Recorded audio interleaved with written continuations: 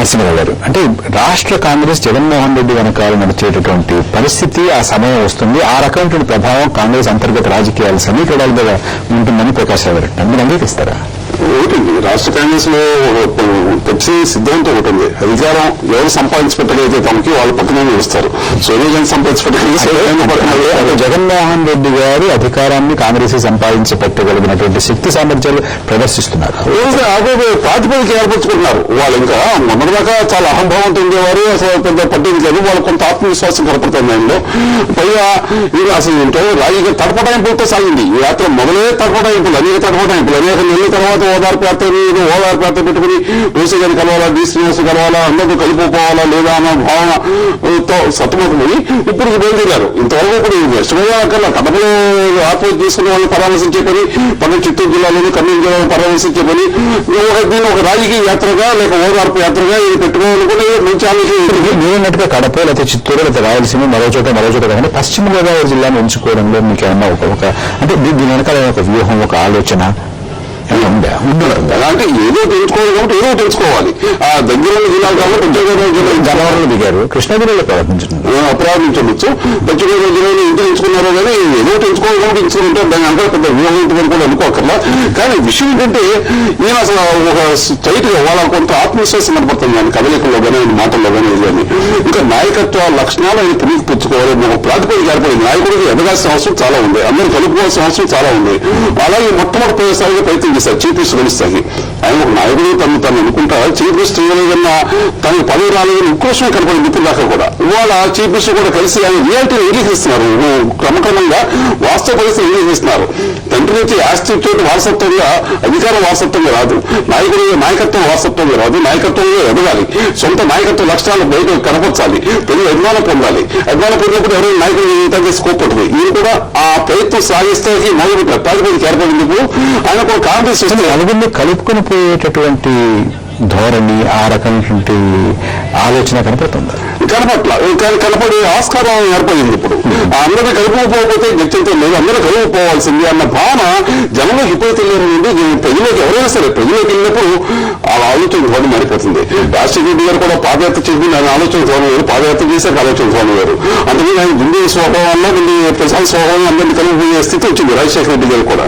ఇది కూడా వస్తుంది రేపు కాబట్టి వెళ్ళదు. ప్రకాష్ రావు గారు చాలా వరిష్ఠ కాంగ్రెస్ నాయకులు వెంకటస్వామి గారు లాంటి వారు ఇవాళ దీని గురించి ఒక విమర్శ, ఒక వివాదాన్ని లేపేటటువంటి పరిస్థితి. అంటే నలుగురిని కలుపుకుంటే నలుగురిని ఒకసారి కలిసి ఇదిగో నేను బయలుదేరబోతున్నాను, నేను వెళ్తున్నాను, మీరు అందరూ ఆశీర్వదించండి అనేటటువంటి ధోరణి కనపడలేదు. ఒకటండి, అధిష్టాన వర్గంకు October 2 పౌరగుట్టల్ని ఆయన అనౌన్స్ చేశాడు.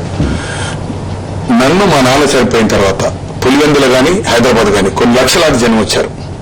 వాళ్ళ ఆదరణ చూసిన తర్వాత నా బాధ్యత రాజశేఖర రెడ్డి గారు చనిపోయిన తర్వాత కొందరు ఆత్మహత్యలు, గుండెపోటుతో మరణించారు షాక్తో. వీళ్ళని కలవడానికి ఏదైతుందో నేను మీరు అపాయింట్మెంట్ ఇవ్వండి అని అనౌన్స్ చేశాడు. October 5 ఏదైతుందో లెటర్ రాశాడు. మీరు ఎప్పుడు అపాయింట్మెంట్ ఇచ్చినా కలిసి నేను యాత్ర స్టార్ట్ చేస్తాను. అనుకోకుండా డిలే చేశారు 1.5 or 2 months. తర్వాత అనుకోకుండా వరదలు వచ్చాయి ఈయన కలిసిన తర్వాత ఏదైతే తెలంగాణ ఇష్యూ వచ్చింది. మొన్న 2 కనుక్కున్నప్పుడు ఏదైతుందో మత కలహాలు వచ్చాయి. తో ఆయన ఖచ్చితంగా సార్ అంటే నేను కూడా ఆయన విద్యార్థి దశ నుంచి కలుస్తా ఉన్నాము.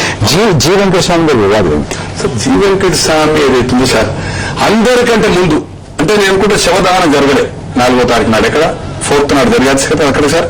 అంతకంటే ముందు ఎందుకు మన జగన్మోహన్ రెడ్డి గారు ముఖ్యమంత్రి కావాలి అడిగినప్పుడు అయితే రాజీవ్ గాంధీ కాలేదు అన్నాడు. కానీ రాజీవ్ గాంధీ గారు 81 మేలో ఎలక్ట్ అయ్యి 84 అక్టోబర్లో అయ్యారు, 3.5 సంవత్సరాలు. కానీ రాజీవ్ గాంధీ, ఇందిరాగాంధీ సాక్రిఫైస్ కానీ వాళ్ళ ఫ్యామిలీ కానీ వాళ్ళ చరిత్ర కానీ దానికి దీనికి ఎక్కడ పోలికలేదు. ఇతను ఎంపీ ఎన్నికైన తర్వాత ఒక 100 days కూడా కాలే పోలిక చేసిన అటువంటి వాడు ఈ రోజు ఏదైతుందో లేనిపోని ప్రకటన చేస్తున్నట్టు ఒక అక్కసుతో ఆయన ఏదైతుందో రేపే ఎల్లుండో ఆయనే మీరు చూడండి ఆయన కొట్లో రిజైన్ ఆయన దగ్గర ఏం లేదు. ఆ ప్రాపర్టీ ఏదైతుందో 66 కొన్నది, 70 నుంచి 83 మంత్రులు ఉన్నాడు. మళ్ళీ 89 నుంచి 94 మళ్ళీ ప్రభుత్వం వచ్చింది, కేంద్ర మంత్రి ఉన్నాడు. ఇక్కడ ఏదైతుందో ప్రభుత్వం ఉంది, అందరి దగ్గర అది చేశాడు. దాని వెనుక రాజశేఖర రెడ్డి గారే వల్ల ల్యాండ్ గ్రాబింగ్ కోర్టులో ఏదైతుందో ఒక మిత్రుడు ఉన్నాడు, నాకు మంచి మిత్రుడు, వాళ్లకు బంధువు అని ల్యాండ్ గ్రాబింగ్ ఎంచుకున్నాడండి. అది యాక్చువల్గా అయితే నా ఈ ఒక్క ప్రాపర్టీ హైదరాబాద్. ఇతంది కంప్లీట్ కాకపోతే అంటే ఇది దేనికి సూచన? కొంతమంది సీనియర్లు ఈయన మీద గురువుగా ఉన్నారు, ఏదో ఒక వివాదాన్ని లేపి ఈయనకున్నటువంటి ప్రతిష్టను ఇంత మసకదార్చేటటువంటి ప్రయత్నంలో ఉన్నారు. ఒకటండి, వాళ్ళకు నియోజకవర్గాలు లేవు. వెంకటస్వామి అయితే అయిపోయింది అనుకోండి, చాలా మంది ఎన్ని నియోజకవర్గాలు మారిండ్రు, ఎన్నిసార్లు ఓడిపోయారు. సోనియా గాంధీ ప్రచారానికి వచ్చినా, రాజీవ్ గాంధీకి వచ్చినా అదంతా మనకు టైం సరిపోదు అనుకోండి. సో వీళ్ళతోటి ఏమైంది సార్? రాజశేఖర రెడ్డి గారు కూడా వీళ్ళు ఇట్లే చేశారు. ఏం జరిగిందో చూశారు టికెట్లప్పుడు. ఇంతవరకు సార్ మీరు కూడా, మీ ఫాదర్ కూడా కాంగ్రెస్ నాయకుడు, ఎక్స్ మంత్రి పివి గారి ఫాదర్, ఎప్పుడన్నా వారం రోజులు నామినేషన్ కంటే ముందు మొత్తం క్యాండిడేట్స్ డిక్లేర్ చేసిన సంగతి ఉందండి? ఇట్ ఈస్ ఛాలెంజ్ చేశాడు, నేను తీసుకొస్తా గవర్నమెంట్, నా బాధ్యత వదిలిపెట్టండి. సో డెఫినెట్ గా అతనికంటే అతను చాలా టైం పట్టింది. బట్ ఓపిక, వినయ, విధేయత, డైనమిక్, డాషింగ్, ఒక ప్రింట్ మీడియా ఉంది, ఎలక్ట్రానిక్ మీడియా ఉంది, అన్ని అంగులున్నాయి. ఈ రోజు రీతిలో రాజశేఖర రెడ్డి చేసిన కార్యక్రమాలు ఏదైతుందో జగన్మోహన్ రెడ్డి గారు అయితేనే కంటిన్యూ చేస్తాడు. అతనికంటే అతను ఎన్నికల్లో సాయం చేసేవాడు, ఇతను వ్యక్తిగతంగా కూడా ఈ సెల్ఫ్ ఎంప్లాయ్మెంట్ ఇంకొక పార్శ్వాన్ని చూద్దాం. నరసింహారావు గారు, ఈ యాత్ర వస్తున్నటువంటి జనంలో వస్తున్నటువంటి స్పందన, అంతేకాదు జనమే కాకుండా కాంగ్రెస్ నాయకులు, అంటే వివిధ వర్గాలకు చెందినటువంటి వారు కావచ్చు, నేను రాజశేఖర వర్గం కాదన్న వాడు కావచ్చు, వీళ్ళందరూ జనాలు చూసిన తర్వాత నెమ్మదిగా చేరిపోతుంటగా వస్తున్నారు. మనకు అక్కడ ఉన్నటువంటి వారితో మాట్లాడుతుంటే ఇదివరకు పెద్దగా ఏముంటుందిలే అనుకుని కూర్చుని వాళ్ళు కూడా యాత్రలో పాల్గొంటున్నారు, వచ్చేస్తున్నారు అంటున్న మాటలు వస్తున్నాయి కదా. దీని ప్రభావం అధిష్టానం మీద ఎలా ఉంటుంది? ఏ సంకేతం పంపుతుంది? దీని ప్రభావం జగన్ మీద ఎలా ఉంటుంది అతి ప్రధానం. అతను ఎంత సైన్యంతో వ్యవహరించగలడు, ఎంత విజ్ఞతతో వ్యవహరించగలడు, ఎంత మా అందరూ కలుపుకొచ్చే ఒక నాయకత్వ లక్షణాలు ఎంతవరకు అతను ప్రదర్శించగలన్నది ఒక మళ్ళీ పెద్ద క్వశ్చన్ మార్కు. అతను మళ్ళీ రేపు అహంభావంతో ప్రదర్శిస్తే, లేక ప్రజలంతా నా వెనకాల ఉన్నారంటే అది మళ్ళీ ఇబ్బంది అవుతుంది, అతనికి కూడా నష్టం కలుగుతుంది. అలా కాకుండా అందరూ కలిగిపోతా ఎవరితో విరోధం లేదు, అందరికీ నాయకత్వం కోరుకునే వాళ్ళు ఎవరితో విరోధ పడకూడదు, ఎవరి పట్ల ఉక్రోషం ప్రకటించకూడదు, ఎవరి పట్ల ద్వేషం ప్రకటించకూడదు. అలా అనుకుంటే ఆయన మాట్లాడేటువంటి మాటల్లో ఎక్కడా కూడా, అంటే ఆయన మాట్లాడిన మాట ఒక తప్పు మాట, అదే మామూలు మాట్లాడారు. స్వర్ణయోగం వస్తుంది, కాంగ్రెస్ పాలన స్వర్ణయోగం వస్తుంది అంటే ఇప్పుడు కాంగ్రెస్ పాలన ఉంది మనకి, వాళ్ళు తెలుగుదేశం పాలన లేదండి. అది కొంత విద్యుత్ కావాలి అతనికి, ఇంకా పరిణితి లేదు అతనికి. ఆ పరిణితి మానసిక పురుషుగా మాట్లాడినట్టుగా కానీ దుందుడుగా మాట్లాడే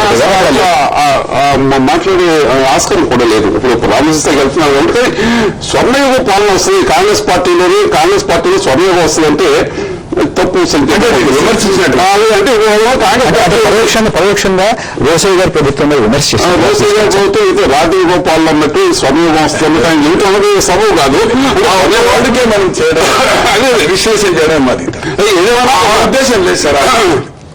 ఏదైనా ఒక పరిణితి చెందాలి అతను. ఇప్పుడు పరిణితి చెందాలని అనుకుంటే అది భ్రమే. ఇంకా పరిణితి చెందాల్సిన ఉంది.